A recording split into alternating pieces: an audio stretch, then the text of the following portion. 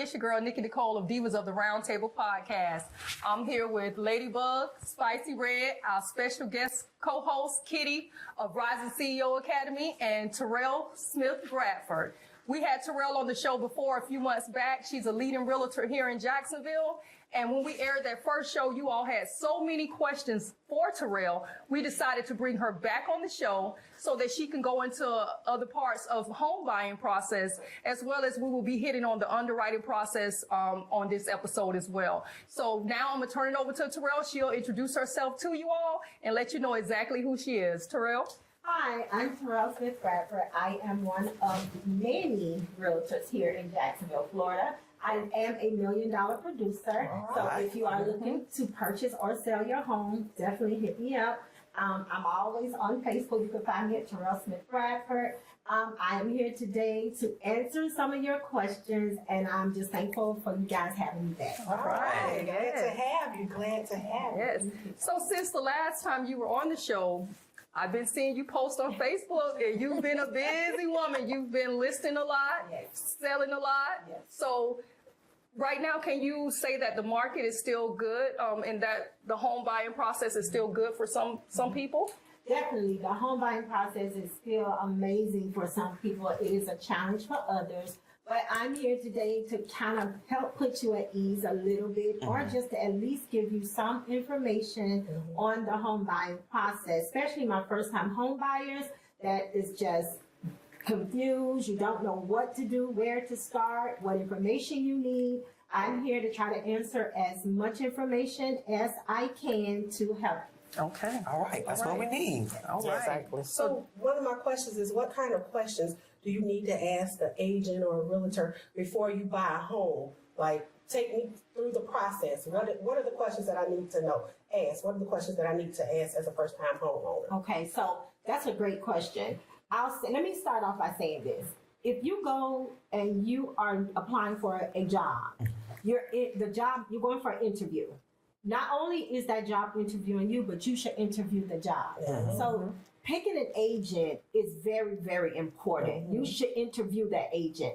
It is not about just sales, but a relationship. Can you build a relationship with me? Am I able to be honest with you and let you know exactly what I'm looking for? Is the agent knowledgeable in the real estate mode? Is the agent, does she know the areas that you're looking for? Can she listen well? Can he or she, can they communicate well? So these are things. So if you are looking to interview an agent, first you want to start out like, okay, what is your experience?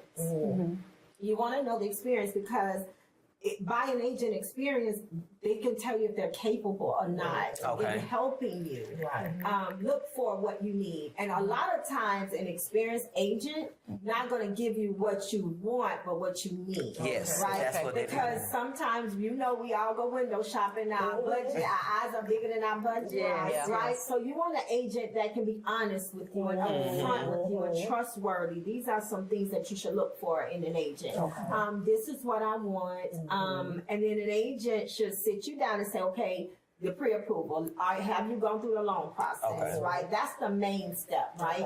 We can listen to you, but the first step is, where do we start from here? In order to know where you're going, you have to know where you are, where you started from. So if you say, well, this is what I can afford, this is this, and the other, okay, what first agent should say, well, what is your, I hear you, but what are we pre-approved for? What are the numbers, right? Then that determines whether the agent can start looking or tell you, okay, well, the area you're looking in is outside of your pre-approved amount. How about this? Let me do some research and let me present to you some other areas that I think would be nice for you as well. So it's just basically open communication. Okay. Did I answer that question? You did. As a realtor, a lot of times you might meet people who are just interested in the process. Interested in purchasing a home. If they're interested, many of them don't know about the pre-approval process. Correct. Do you have a way to guide them, or certain lenders that you work with that could help them get that pre-approval? Because many of them are just starting from scratch. They don't really know that exists. Right. So I have 4 preferred lenders that I work with, and each one tailored to what that buyer needs, right? Okay. So if you're looking for DPAs, which is down payment assistance, I have a lender that works with down payment assistance. If you're looking for one more in the VA, which if you're a veteran, then I have someone that works with VA loans, right? Okay. If you are looking for someone like USDA loans, which is more in your rural, right? Okay. Department of Agriculture, which is, we'll get into that in a little bit, because a lot of people don't know about the USDA loans. I have someone specialized in that. So I have lenders that specialize in whatever that buyer may need, Okay. right? So what I will do is I will first get them in touch with my lender. So my first thing is I send out an email, a welcome email, right? Okay. And I list out everything, the step-by-step process. All right. And that explains who the lender is, give a little bio of the lender so they can feel comfortable in who they're talking to. Right. And then that's how I lead them into the pre-approval process. That's what they really need. That's really nice. I have a question. Are there any specific financial considerations or red flags I should be aware of when purchasing a house? Well, okay. I know we all want to become homeowners.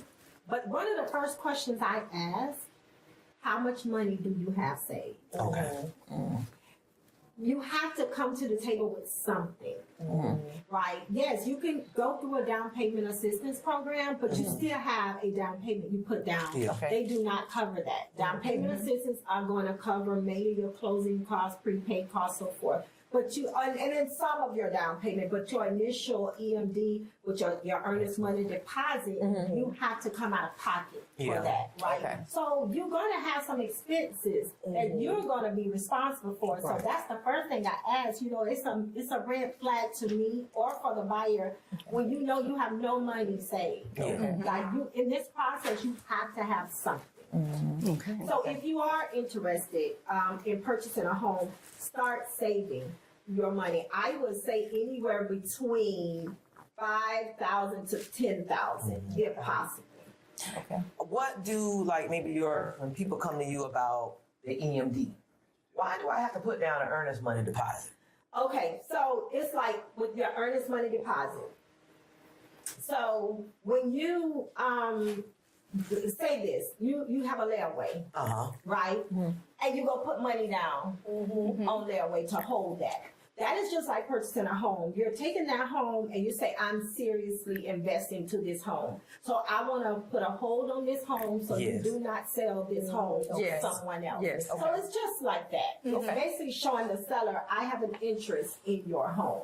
And so I'm going to let you know I have an interest in it. And I'm going to put this in escrow. So it goes into title, right? It goes into escrow. And they hold that until now the process leads on to purchase. Okay. Yes. Okay, well, many of you may not know on the show, like Kitty's here as our special guest, but she also was an underwriter for many years. So Kitty will be also answering some underwriting questions, assisting Terrelle in the home buying process, the loan portion of it, as well as the underwriting portion of it, because both of them, you can secure the loan, but it don't go through until it goes through the underwriter. Lord have mercy. Anybody who ever bought a house already know why I'm saying Lord have mercy.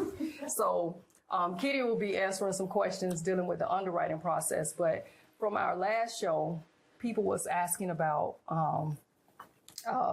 the conventional loans, the VA loans.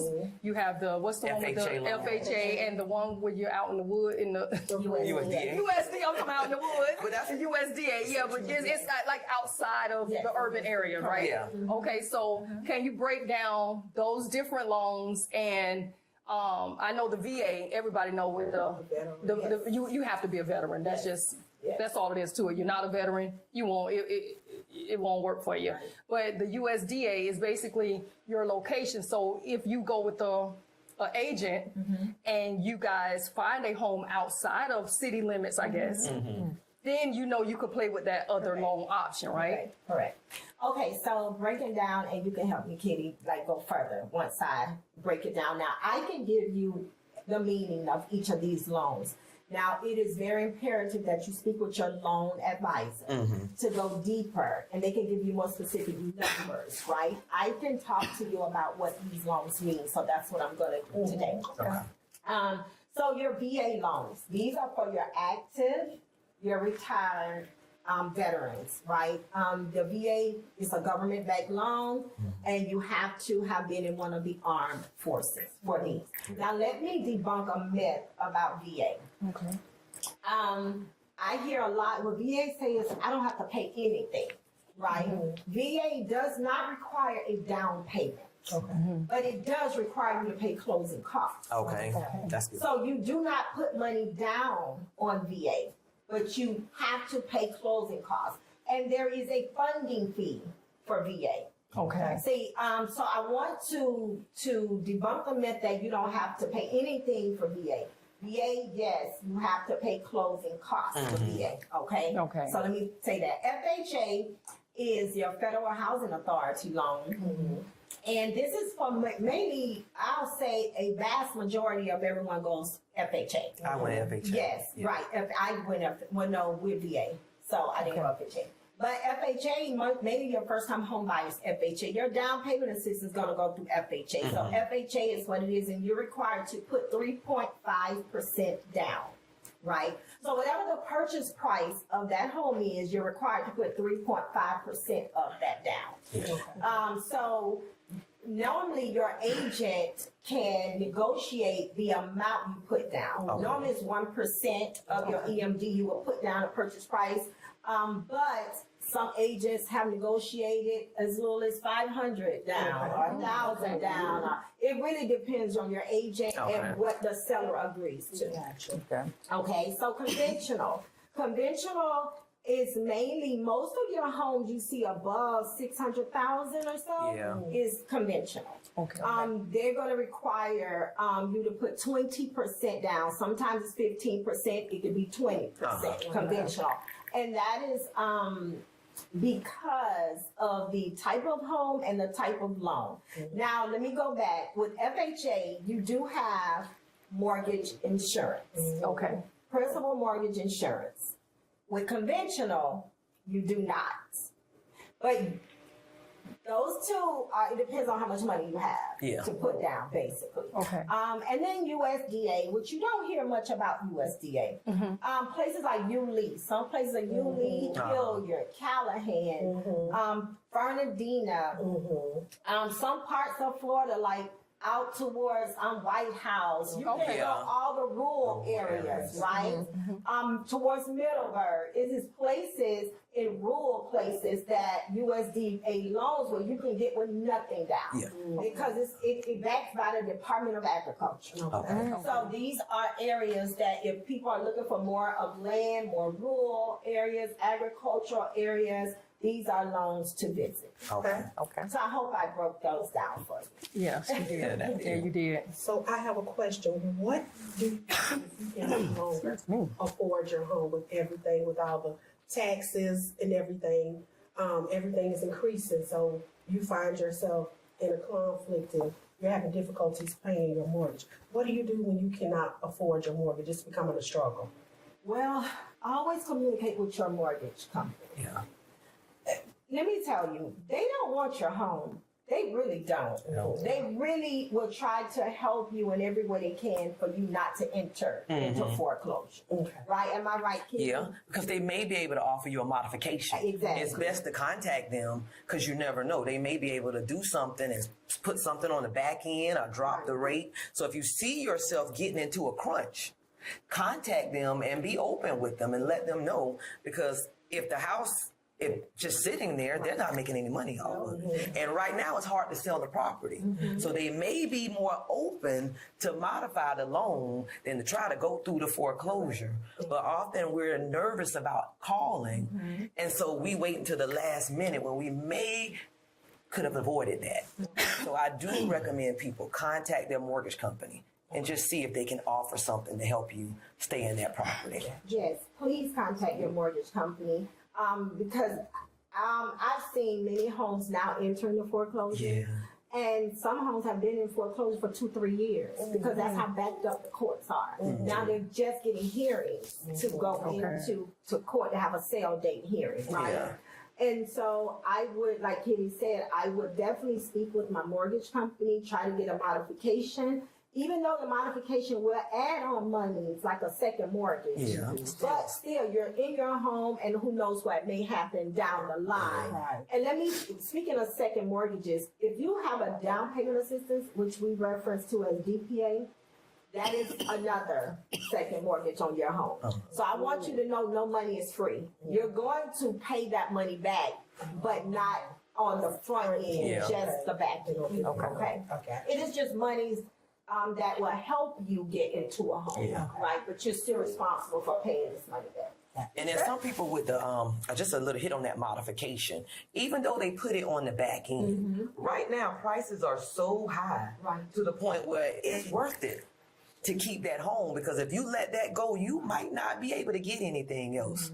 So some people say, well, they're going to put it on the back end, I'll still have all these fees. That's still better than 2-3 years down the line. I can't afford to buy a house because the property that I have has now doubled and, doubled in its price. So it's worth it paying those fees to try to get that modification.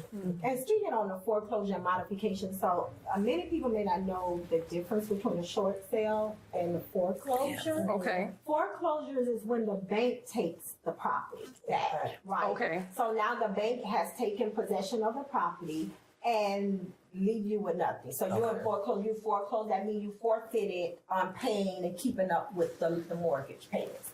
A short sale is, and you will contact someone such as myself, and we will list your home for below what the home is worth. Okay. So now we want to get rid of the home. I'm getting tired. So we have to get rid of the home before you enter into foreclosure. But you're losing money, but you're going to gain at least something versus the banks taking it and you gain nothing. And the only thing about a short sale is concerning the neighborhood. When someone short sales and they sell that property for less, that actually brings the values down because now the comps are lower. So. I mean, if you're in a crunch, you have to do what you have to do. You can't think about the neighbors. But at the end of the day, if your neighbor short sales, that means your value has gone down. And if you want to maybe do a home equity line of credit or something, that decreases your value. So you want to make sure you do talk with your mortgage company. I just had to pull it up on my phone because I couldn't quite remember the name of the program. But have you? I'm sure you have the NACA program. Yes. Yeah. Is that an option for people nowadays? Yes. Is that program still going? Yes, NACA is still going. It's still several people going through NACA. NACA will help you understand credit. Okay. You're going to have to go through a program, like a series of classes to understand like the importance of having good credit, reestablishing your credit, and learning a home buying process. So They offer NACA pretty is good. definitely- They offer pretty good interest rates because years ago, I don't forget how long ago it's been, but years ago I did go to one of their meetings and they called me back. And at the time, I didn't go through with the program because they were like, I had never purchased a home before, so I didn't know like just every dime that I was spending was being, and at the time my daughter was pregnant, I was paying her car note and I was paying bills for the kids and stuff. So, I had, my money was going everywhere. And I was like, I'm not about to explain, to these people like, I'm helping my daughter, but at the end of the day, I'm still paying my own bills too. You can see that my bill payment is 100%. But I'm able to move money over here and help her. So I just stopped with the program. But I knew at the time, being in the program, or at least talking to them, and I went there with all my bank statements and all this stuff, and the interest rates were pretty good with NACA. Yes. So that is an option for people if they're willing to go through the process. It's a process. I will say this, any program that you decide to go through, be ready to be held accountable. Yes. Because we want a home and we want to become home. Why am I getting tongue-tied today? We want to become homeowners But there is a process to home ownership. Yes. Being a homeowner means more responsibility. So they want you to start from the beginning, right? So even through the process, any program, you're going to have to expose your bank account. Yeah. You're going to have to expose your budget. Yes. And you're going to be held accountable for what you do and for what you don't. So if you are planning on going through any of these DPA programs, these down payment assistance programs, just be ready to be held accountable. Speaking on rates, can you explain the difference between fixed rate and adjustable mortgages? Your fixed rate mortgage is the length of your mortgage, you have the same interest rate. Okay. From the time you start payment one to the time you end the last payment. Okay. With your adjustable rates, then you would say, okay, for 4 years, I'm gonna pay this interest rate. For 2 more years, this interest rate. You can have adjusted arm, right?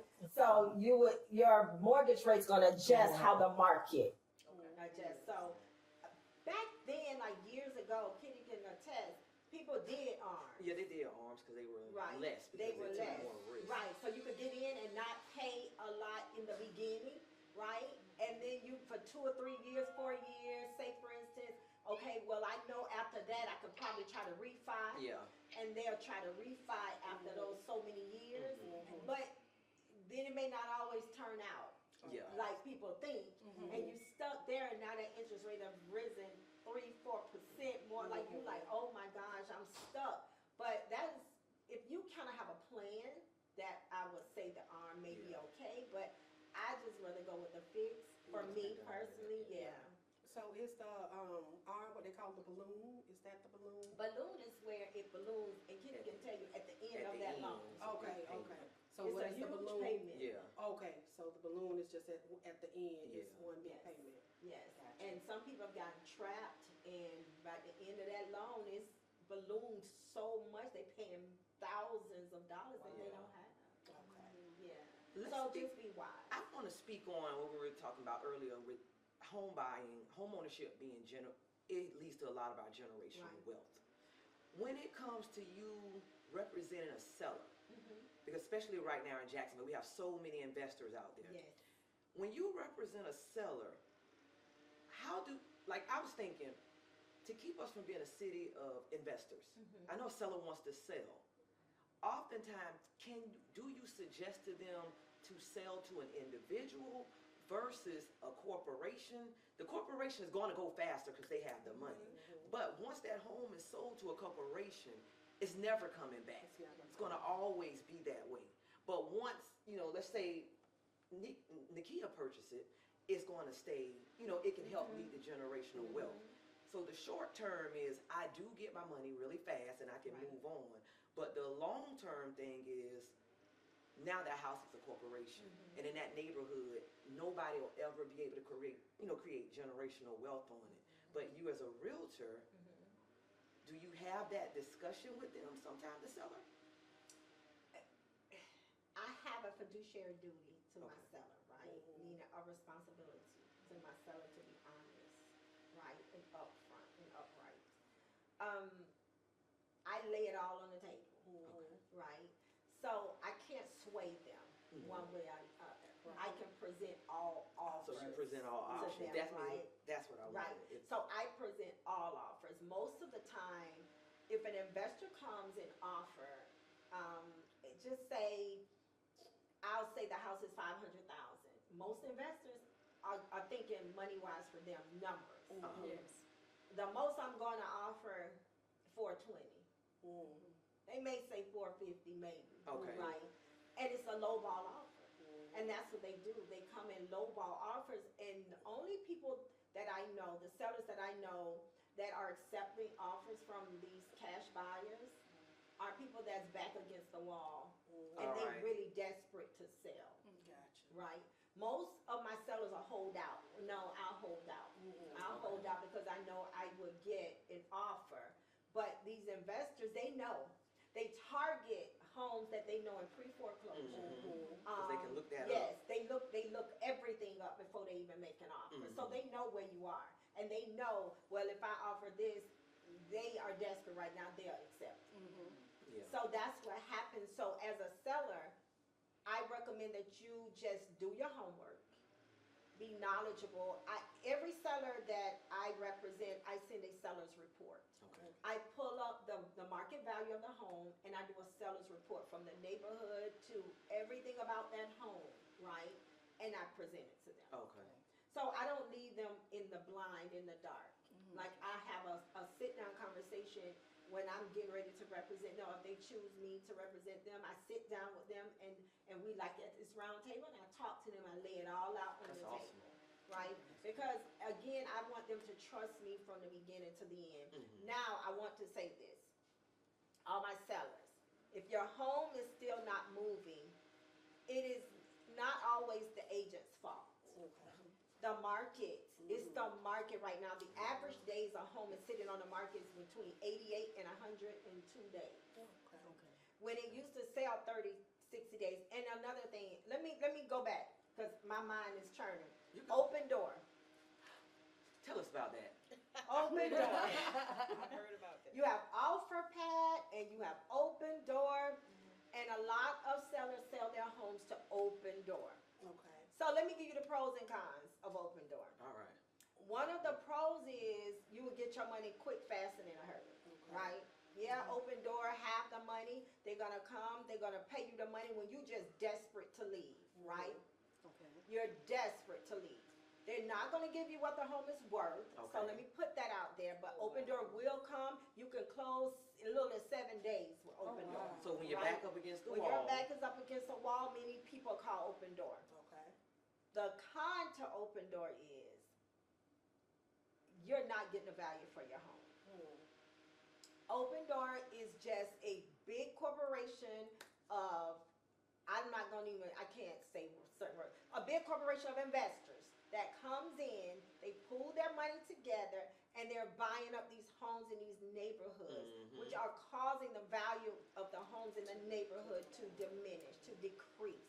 So that is open door. Open door is just for if you really need to sell your home quick, fast, and in a hurry. Yes. And they look you up Yes. to know if Yes. your financial Right. situation in And that so house. a lot of sellers won't contact an agent. They'll contact companies as such as Open Door because they don't want to pay their agent a fee.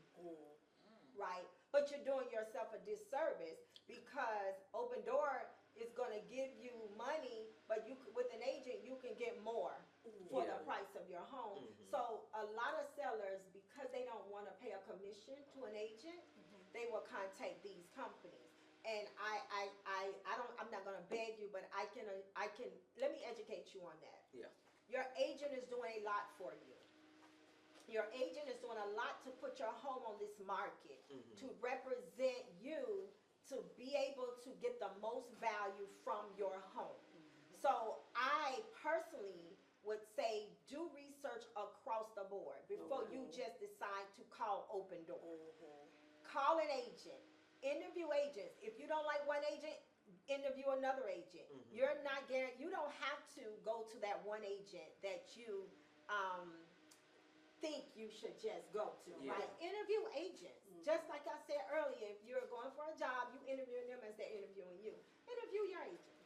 Because essentially, when you sell to Open Door, let's just say we are all in the same neighborhood, Right. and I sold to Open Door, I'm doing you a disservice because I'm bringing Right. down the value. I Correct. got my money and I'm out of there. Correct. But because I brought down the value, they bought it for $450 instead of $500. I'm doing a disservice for you. Right. Yeah. So, I mean, oftentimes we're in a bind and we're not worried about who we're doing a disservice to, but you are doing a disservice to your community when you do sell to those people. Yeah. And then right now, I know times are hard, so many people aren't, the buyers just not out there Right. being able to qualify. And sometimes you get so antsy, you just go with whoever said yes and gave you something. I'll take something over waiting to take some, waiting Right. to try to get the big payoff But later. the solution to that What's that? is don't wait till the last minute to sell your That's home. it. Yeah. If you already know you're going through something. So do Open Door, like once you let them buy your home, so do they turn around and sell that home to someone else, probably double the price? Yes. Probably. They up the price. I've seen a lot of Open Door homes sit. It's a few in my neighborhood still There's one in sitting my there. neighborhood. Right. It goes back again. you cannot wait till the last minute, right? If you know financially that you're going through something with your home, start the process. Therefore, you have time to have your home on the market and not wait till the last minute, right? Before you have to call one of these companies. Okay. Which works back to ownership is king. Yes. When you own it, you can do what you want to do. Correct. When they're an investor, and let's just say they bought it for $450 and they want to sell it for $550, that's their prerogative. When you own your house, you have the prerogative to charge whatever rent you want to charge. You can do how you want to do it, and that's why it's good to own a home, because you have the option to do what you want to do with it. That's your generation. Ownership. That's why I call it ownership is king. Yes. And that's something we were talking about before we actually started recording, was how you have some races of people who they believe in pulling together for the American dream of home ownership and everything. You may have 2 and 3 families living together under one roof, paying bills, paying that home, and then they all will sometimes venture off that other person to get it. I know it happens a lot in the I guess Vietnamese or Oriental community, like the Asians that do the nails and stuff. A lot of times they live in the same home. Years ago, when I was working at General Electric, I had a Puerto Rican friend of mine. Him and his wife owned a little corner store, and they catered to a lot of the Mexican guys that was sending money back to Mexico. All of them was living in a house together. They all paid bills together, and they wasn't worried about foreclosures. Right. They wasn't worried about that. So as a mindset of people, we kind of got to get out of that. Sometimes if you have that house and you're struggling to pay for it, you got 1 or 2 extra rooms, Right. rent them out. Yes, exactly. Rent them out. We help each other. We're better Yeah. together. I think a lot of times we have to get out of this prideful state. Because it's a lot of pride that's holding our culture back, Yes. right? Yes, we want the big homes, we want the nice cars, but it's a process to get to it. Right? Yes. So if you know that this is going to be too much for you, like you said, have some people come in, like rent these homes, like use your home as a means of a financial gain and help someone else save money. So you helping someone else save money to become a homeowner, and it's helping you take care of some of yours. Yeah. Like for instance, with my house, I'm just gonna be upfront. With my house, I was self-employed when I purchased the home. My sister, who was already a homeowner, and she was working at Bank of America at the time, she went on the loan with me. She's a non-occupying co-borrower. Because I was self-employed, I couldn't get the property on my own, but my sister, Tracy, who's my family member, assisted me in purchasing that property. She knows that I'm going to pay the mortgage. So she went on the line and helped me so that I can get the home. And that's things that sometimes we have to be willing to do to assist each other so that we can own that home. And I'm thank God that we did purchase it in 2019, which was a great time, great rate, great price. But had it not been for my sister putting herself on the line, I wouldn't have the home, I wouldn't be a homeowner right now. So let me ask you this question. Did you open up your sister and ask her to help you? Yes, I did. Okay, so that's the difference. I did. You at least asked. I'm because ask. a lot of us won't let people know what we're going through. Yeah. Exactly. And we're over here suffering silently and won't even talk about it, so nobody can help, right? My mom always said, if you don't ask, it's always a no. It's Exactly. better just to ask. Yeah. So she knew I wanted to buy a house, so I just went to her and said, this is what I'm trying to do. Is there any way that you can help me? And she did. And you asked that question, is there any way you can help me? Yeah. Right? And so I went to look, the realtor to see maybe it's a Yes. way. And then Yes. that we found out she can come on as a non-occupying co-borrower. Exactly. So let me just ask one more quick question.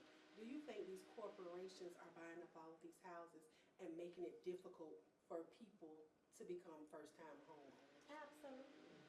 Absolutely. It's a money thing. Yeah. And a lot of these corporations are coming in purchasing these homes, and just be watchful of the areas that they're doing this in, right? I already know. I Yes, see it. be mindful. I A see lot it. of corporations are coming to our areas, and the homes that you let go of that was part. in the family, that was passed down from grandmama to mama to whomever aunts left. And it just, the taxes just Yeah. need to be paid. And a lot of people not even paying the taxes, so someone could go downtown and Just pay the pay taxes. delinquent back And the taxes. corporation's not even here in Jacksonville. And they're not, and I they know, understand. and guess what, they see more value in our community Than than we we do. see in our own community. Because they So, can't buy what we didn't let go. Right, so, They couldn't buy what Yes. we didn't Exactly. value. And a lot of times I'm looking at different family members in my family, how they're letting their grandmother's house and things go. They're so wrapped up in their life that they're letting this generational wealth that your Wealth. grandmother worked for. Right. And that's the key word, Girth. wealth. Wealth. It is wealth there, but we just gotta see it. You gotta see gotta it. And we gotta want it. And real estate is where the wealth. And we'll get mad at them for seeing what we didn't, for valuing what we didn't value.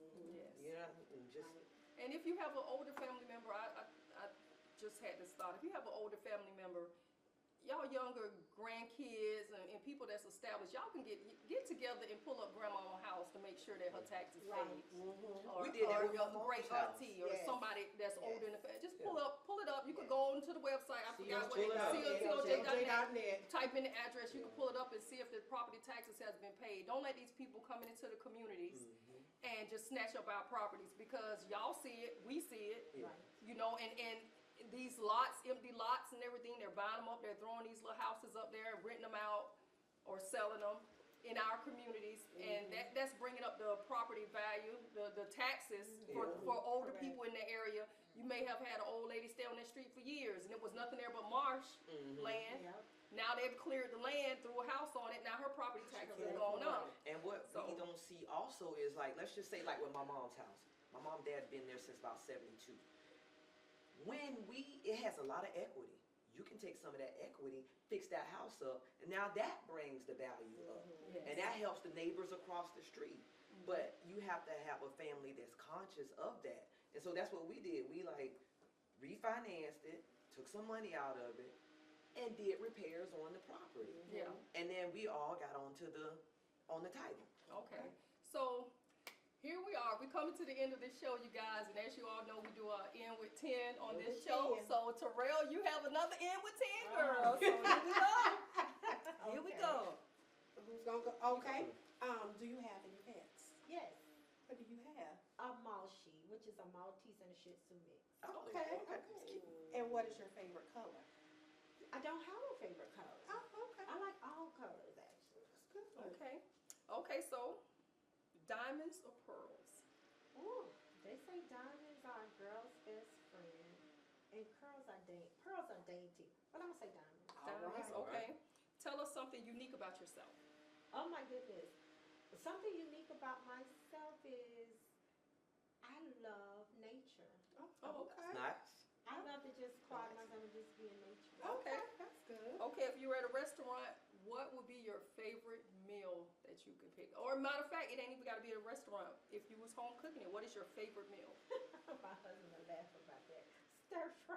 Stir fry. Good. That's good. Oh my God, he stir fry. He always tell me You how put to some do shrimp another in it? nationality. What you put? Shrimp, beef, chicken? What you I'll do some shrimp, some chicken, every now and again beef. Okay. Stir fry. All right, Spicy. Favorite place to visit? Oh goodness, the beach. Okay. Oh yeah, I remember that 2-piece. And nature. Dream car. Oh my goodness, a Bugatti. Ooh, I like Bugatti. Ooh. Famous person you would love to meet? To be honest, Michelle Obama. Great That would be choice. nice. Great choice. That I be would nice. love to meet Great Michelle. choice. All Kitty? right. Can you swim? I can. That's good. That's great. That's great. And this is it. What is next for you? You know what? I don't even know. Whatever God sees fit is next for me. Mhm. Whatever it is, I'm open to it. Okay. So yes. All right. All right. So there you have it, you guys. That's Terrelle's End with 10. Again, I want to thank you all for tuning in, watching the show. And if you haven't caught the first episode where Terrelle was on, you can go to our YouTube page and look it up. It's Terrelle Realtor. She did the show before, and she was giving some jewels then. She was dropping jewels on that show about real estate. So you can also watch that show as well as this show. And if you know anybody in the home owning or home buying process, please direct them to our channel, share this show, and we appreciate y'all for tuning in. Y'all be blessed. Good night. Good night. Bye.